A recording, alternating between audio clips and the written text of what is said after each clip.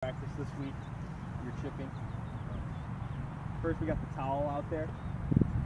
The idea of the towel, you want to land it on the towel. Put it on the spot that you want to land it on, because when you play golf, obviously you want to visualize where you're going to land the ball and how it's going to react when it lands, right? So obviously when you land it on a towel, it's not going to react like it's hitting a green, but you're going to get to landing on the spot that you want it to. Working on your distance control, which is what really matters for sport. Letting me know that I'm landing in the right area. Exactly. And the other thing with the towel and the alignment stick that we got down here is that, I mean, the towel's only about 3 feet wide. I mean, you don't have that much. If your alignment's off there, you're going to miss the towel, and that's really what we want, because direction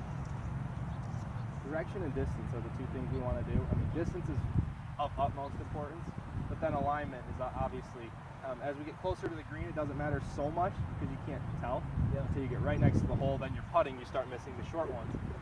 But as you move back on 50-yard wedge shots like we did on the first one, if you can't align yourself right, I mean, you can see how it can become 20 feet left or right of the hole pretty quickly.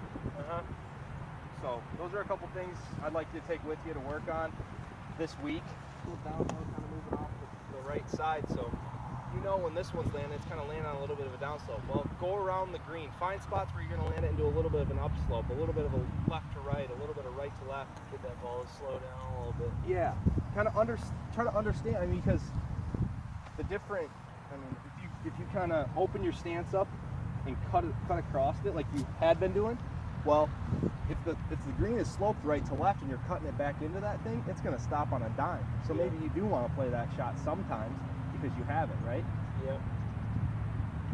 But when it's flat like this, you want it to hit and kind of roll straight, as straight as possible.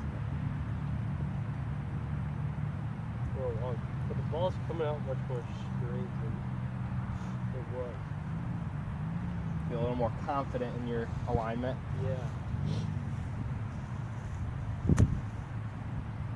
And I challenge you to take away the alignment stick after. I mean, after you feel like, hey, I got my alignment down, take that thing away and really test yourself with the towel and trying to make that happen. Eric, how are you?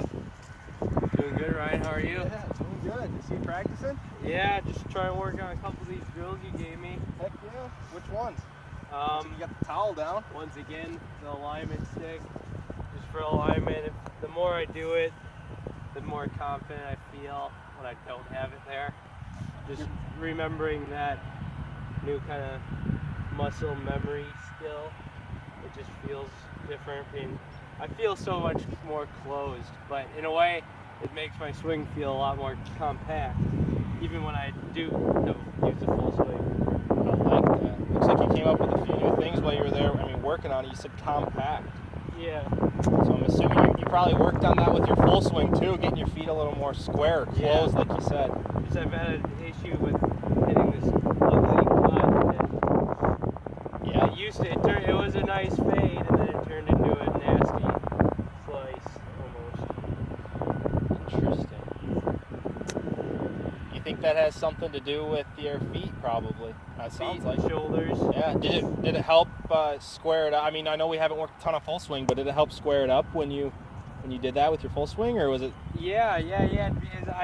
Because with my full swing, I added, like you mentioned, about cutting across the ball.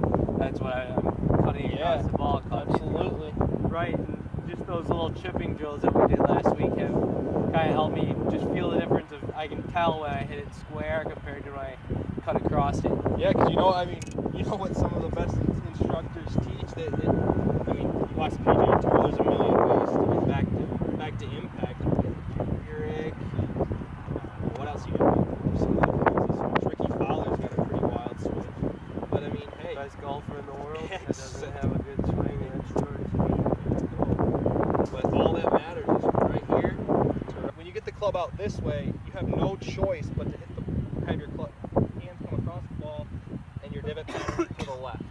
So by setting this up directly behind you, you're gonna be able to take it away this way and then try to come from the inside and really hit the ball, the back of the ball like we were talking about, instead of the outside here, and down the line getting that straighter divot pattern.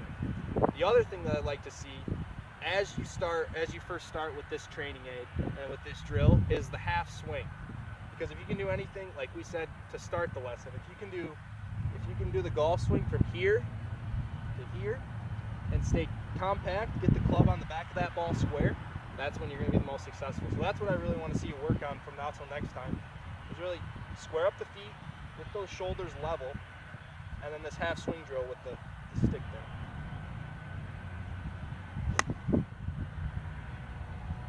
And I want to see you hit that right to left shot when we come back. And that's what's really going to help you do it, is getting this Club selection, I kind of took off what you said. Basically, club up from the yardage you want, maybe one club. And so I wanted to hit it about 150 yards. I took a 7-iron, hit it pretty clean. Perfect. Awesome. All right, Eric, what do you got here? Kind of want the same shots we worked on over the practice green. Not as much green to work with. As I was walking up, I kind of picked out a spot like you mentioned. Try to land it right about this area. Let it run down this little hill here. Maybe keep it a little bit lower. Lower trajectory, I like. Okay. Make sure my shoulders, feet are square.